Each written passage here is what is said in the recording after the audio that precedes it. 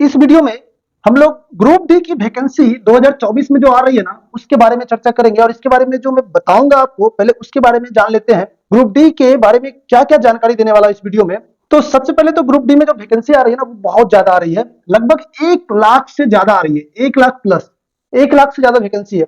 और इसमें जो पोस्ट है ना ग्रुप डी में, वो कई प्रकार के हैं। तो वो कौन कौन से पोस्ट है और किस पोस्ट के लिए आपको फिलअप करना है, किसको प्रायोरिटी में रखना है, एक नंबर में किसको रखना है। जैसे कि आप फॉर्म फिलअप करेंगे तो कई सारे पोस्ट को सिलेक्ट करने की सुविधा रहेगी आपको, यानी मोर देन वन पोस्ट के लिए फॉर्म फिलअप कर पाएंगे। तो प्रायोरिटी में किस पोस्ट को रखेंगे सबसे टॉप में, कि सिलेक्शन हो तो आपको टॉप वाला पोस्ट मिल पाए, यानी वो सबसे बेहतर पोस्ट हो आपके लिए। तो उसके बारे में आपको बताऊंगा, इसकी जानकारी दूंगा। क्योंकि ये वैकेंसी बहुत जल्द रिलीज होने ही वाला है, तो आप इसकी तैयारी शुरू कर दीजिए। अगर आपको ग्रुप डी के लिए फॉर्म फिलअप करना चाहते हैं और कोई एक पोस्ट सिक्योर करना चाहते हैं, तो आप तैयारी अभी से शुरू कर दीजिए, क्योंकि एग्जाम बहुत जल्द इसका हो जाएगा।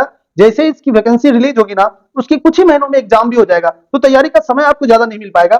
और सबसे खास बात यह है कि इसमें मात्र एक ही एग्जाम होगा आपका, सीबीटी 1 जिसको बोलेंगे। दूसरा कोई एग्जाम नहीं है, लेकिन वो फिटनेस से संबंधित एग्जाम्स लिया जाएगा आपका। उसको पास कर लेंगे तो फिर आपका डॉक्यूमेंट वेरिफिकेशन होगा और उसके बाद मेडिकल टेस्ट किया जाएगा आपका। और पूरी तरह से जब फिट हो जाएंगे तो आपका सिलेक्शन कर लिया जाएगा और आपको पोस्ट कर दिया जाएगा कहीं ना कहीं।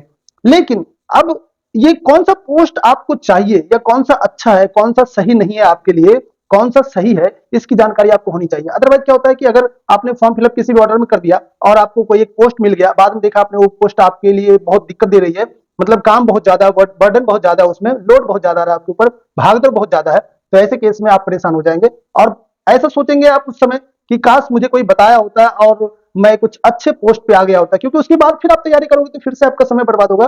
तो उसके पहले अभी से ही आपको अच्छे से तैयारी करनी है। और कौन से पोस्ट को आपको फिलअप करना है, प्रायोरिटी में रखना है, एक नंबर में रखना है, वो मैं आपको बताऊंगा, उसकी जानकारी दूंगा। तो आपको एक चीज और बता दूं कि यहाँ पे हम लोग आरआरबी और आरआरसी का डिफरेंस देखेंगे कि दोनों में डिफरेंस क्या होता है। क्योंकि ग्रुप डी ज्यादातर ना आरआरबी और आरआरसी दोनों में से कोई भी रिक्रूट करता है, लेकिन ग्रुप सी का जो वैकेंसी आता है, समझिएगा मोस्ट इंपोर्टेंट जो पॉइंट बता रहा हूं, कि ग्रुप डी का ये दोनों ही वैकेंसी रिलीज करता है, बट ग्रुप सी का ज्यादातर वैकेंसी आरआरबी के द्वारा रिलीज किया जाता है। तो आरआरबी कौन सा एग्जाम कब कंडक्ट करता है और आरआरसी कौन सा एग्जाम कब कंडक्ट करता है, इसके बारे में जानेंगे, इस दोनों का डिफरेंस भी जानेंगे। तो आप तैयारी शुरू कर दीजिए, क्योंकि ग्रुप डी का वैकेंसी बस्ट रिलीज ही होने वाला है, और जैसे ही रिलीज हो गई है तो आपके पास समय बहुत कम होगा कि उसका काउंटडाउन शुरू हो जाएगा। तो इसलिए आप तैयारी शुरू कर दीजिए। और चलिए अब हम लोग यहाँ से आरआरबी और आरआरसी का डिफरेंस भी जान लेते हैं। देखिए, इसकी ज्यादातर लोगों को डिफरेंस इसका पता नहीं होता है और कंफ्यूज रहते हैं, क्योंकि आरआरबी क्या होता है, रेलवे रिक्रूटमेंट बोर्ड कहलाता है, और आरआरसी रेलवे रिक्रूटमेंट सेल कहलाता है। अब दोनों में क्या डिफरेंस है? सेल का मतलब कोई छोटा पार्ट होता है और बोर्ड का मतलब कोई बड़ा पार्ट होता है। आरआरबी, टोटल आरआरबी की संख्या कितनी है? अगर टोटल आरआरबी की संख्या बोलेंगे कितनी है, तो वो टोटल संख्या इसकी 21 है। और टोटल आरआरसी की संख्या कितनी अगर बोलेंगे, तो ये टोटल आरआरसी की संख्या यहाँ पे 16 है। तो मोस्ट इंपोर्टेंट यहाँ पे ये है, इसको तो सेल बोला जाता है, ये बता दिया मैंने, और इसको बोर्ड बोला जाता है, railway recruitment board, railway recruitment cell. और एक चीज इसको अच्छे से ध्यान में रखिएगा, ये आरआरबी की संख्या कितना है 21 और आरआरसी की संख्या कितना है 16। आरआरबी का नाम ज्यादातर सिटी के नाम से होता है, लेकिन वो पर्टिकुलर सिटी ना किसी एक जोन में बिलोंग करती है और जोन के लिए कार्य करता है, यानी जोन के अंदर कई डिवीजन होते हैं, 3, 4 या 5 डिवीजन होते हैं। तो उस पर्टिकुलर डिवीजन को रिक्रूट करके डिवीजन को मैन पावर दे दिया जाता है कि आप उसका इस्तेमाल कीजिए। तो जहां कमी होती है, जिस डिवीजन में, एक पर्टिकुलर जोन के कई डिवीजन होते हैं, उसमें जब मैन पावर की कमी हो जाती है और अत्यधिक मात्रा में जरूरत पड़ती है, तो रेलवे रिक्रूटमेंट बोर्ड को दिया जाता है जिम्मेदारी कि आप सेलेक्ट कीजिए और आप हमें मैन पावर दे दीजिए, और फिर उसको पोस्ट कर दिया जाता है। तो रेलवे रिक्रूटमेंट बोर्ड क्या करता है, उस बंदे को सेलेक्ट करके डिवीजन के हाथों सौंप देता है। तो जिस डिवीजन में पोस्टिंग होती है वहां पे उसे कार्य करना पड़ता है। रेलवे रिक्रूटमेंट बोर्ड में सिलीगुड़ी रेलवे रिक्रूटमेंट बोर्ड है, गुवाहाटी रेलवे रिक्रूटमेंट बोर्ड है, तो कई सारे रेलवे रिक्रूटमेंट बोर्ड जो है ना, उसकी संख्या जो टोटल हमने बताया आपको 21 है। तो इसी प्रकार से आरआरसी की संख्या कितना है, 16 है। अब ये चीज समझना जरूरी है कि आरआरबी जो है सिटी के नाम पे होता है, और मैंने आपको बताया अभी सिटी कौन कौन सा होता है।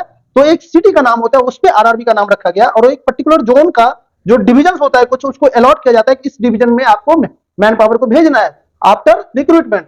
तो और आरआरसी में कितना आरआरसी होता है, टोटल 16। यही क्या है, टोटल नंबर ऑफ जोन है 16। क्या है, टोटल नंबर ऑफ जोन है। अभी एक जोन बढ़ गया, टोटल 17 हो गया। कोलकाता एक जोन आ गया है मेट्रो वाला, तो वो जुड़ गया है, तो टोटल जोन 17 है, लेकिन आरआरसी की संख्या 16 है। अब ये टोटल जोन है।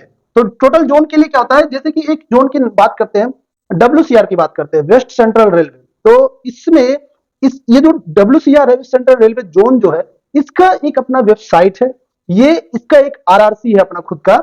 यानी ये जोन क्या करता है कि एक रिक्रूटमेंट करता है, तो एक सेल के तहत करता है, रेलवे रिक्रूटमेंट सेल नाम दिया गया, जो टीम रिक्रूट करती है मैन पावर का।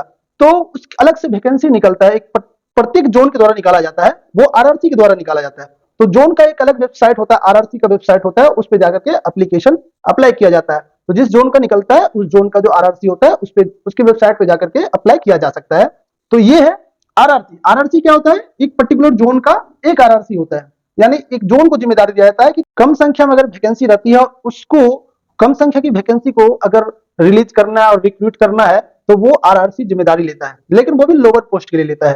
तो यहाँ पे ये जोन से संबंधित होता है, ये समझ गए आप। और ग्रुप सी और डी, RRB क्या करता है? ग्रुप सी और डी के लिए सिलेक्शन करता है, लेकिन उसमें भी मोस्ट इंपोर्टेंट है, ज्यादा संख्या में जब रहता है ना, ह्यूज संख्या में जब वैकेंसी रहता है ना, तो RRB को दिया जाता है जिम्मेदारी, और कम संख्या में रहता है तो RRC जिम्मेदारी ले लेता है। छोटे पोस्ट का RRC लेता है, बड़े पोस्ट का RRB को दिया जाता है। और संख्या भी मैटर करता है, ज्यादा संख्या में रहता है तो RRB को दिया जाता है, कम संख्या की रहती है बात, जैसे 100, 200, 150 या 50 हो गया, 25 हो गया, तो कम संख्या के लिए RRC रिक्रूटमेंट कर लेता है एक अलग से एडवर्टाइजमेंट निकाल करके। लेकिन RRB जो निकलती है गवर्नमेंट के द्वारा निकाली जाती है, और ज्यादा संख्या में जब रिक्रूटमेंट की जरूरत पड़ती है तब निकाली जाती है।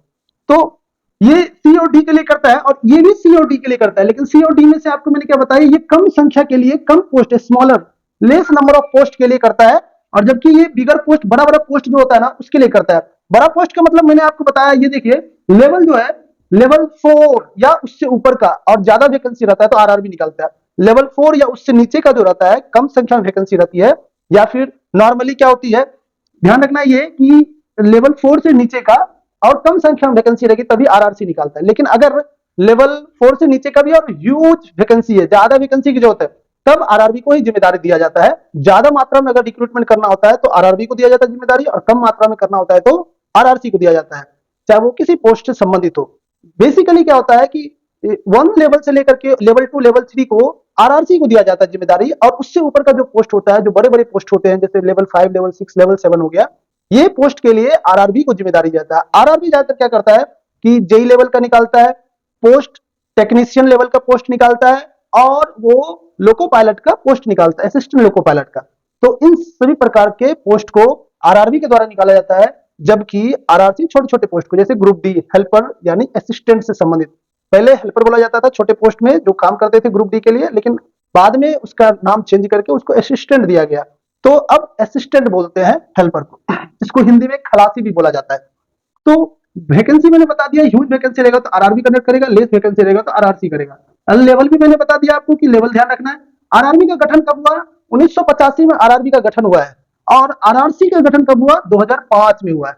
क्या हुआ है कि ये वैकेंसी जो निकलती ना पहले, तो वैकेंसी की संख्या बहुत ज्यादा होती थी, लेकिन बीच बीच में कुछ वैकेंसी की जरूरत पड़ती थी, तो उसके लिए फिर RRB को जिम्मेदारी नहीं दिया जा सकता था, क्योंकि वो ज्यादा वैकेंसी अगर होता है तभी उसको दिया जाता है, और उसके लिए वो उसका निपटारा करता है, यानी ज्यादा वैकेंसी के लिए ये RRB कंडक्ट करता है। तो कम मात्रा में कहीं 5, 10 या 50 की जरूरत पड़ती है, तो अब क्या किया जाए, तो उसके लिए RRC गठित किया गया, जिसको जिम्मेदारी दिया गया कि आप इस पोस्ट को आप रिलीज कीजिए और कंडक्ट कीजिए एग्जाम्स और रिक्रूटमेंट कीजिए। तो ये छोटे छोटे पोस्टों के लिए लेकिन इसको दिया गया था। और ये RRB की सबसे बड़ा इंपॉर्टेंट बात यहाँ पे यह है कि RRB क्या करता है, जब भी सिलेक्शन होता है तो RRB परमानेंट पोस्ट के लिए होता है। किसी को अगर परमानेंट पोस्ट चाहिए तो RRB कंडक्ट करता है, यानी RRB के द्वारा जो एग्जाम क्रैक कर रहे हैं वो परमानेंट पोस्ट है। लेकिन एक चीज इंपॉर्टेंट है कि RRB क्या होता है ना, वो टेम्पोररी पोस्ट भी होता है प्लस परमानेंट भी होता है, दोनों पोस्ट होता है इसमें। तो ये चीज ध्यान रखिएगा। टेम्पोररी का क्या होता है, जैसे किसी को यानी साल, 2 साल या 3 साल के लिए रखा जाता है, उसका भी एक एग्जाम कंडक्ट किया जाता है। तो RRC एक एग्जाम कंडक्ट करता है। तो मैंने जो आपको RRB और RRC का डिफरेंस बताया, इसमें अगर किसी प्रकार का डाउट रह गया हो तो आप कमेंट करके जरूर पूछ लेना, मैं उसका जवाब आपको दे दूंगा, जिससे आपको समझ में आ जाएगा, आपके डाउट खत्म हो जाएंगे, डाउट नहीं रहेगा आपका किसी प्रकार का। तो वीडियो कैसा लगा कमेंट करके जरूर बताना, और इस वीडियो को एक लाइक जरूर कर देना। साथ ही साथ इसको ज्यादा से ज्यादा शेयर कीजिएगा, जिससे कि इसका डिफरेंस आपके दोस्त फ्रेंड्स भी इसके बारे में जान पाए, और इससे जो कंफ्यूजन रहता है थोड़ा बहुत या नॉलेज नहीं रहता, कुछ नॉलेज ग्रहण कर पाए इस वीडियो के माध्यम से। तो मिलते हैं इसी प्रकार की कुछ इन्फॉर्मेशन के साथ नेक्स्ट वीडियो में।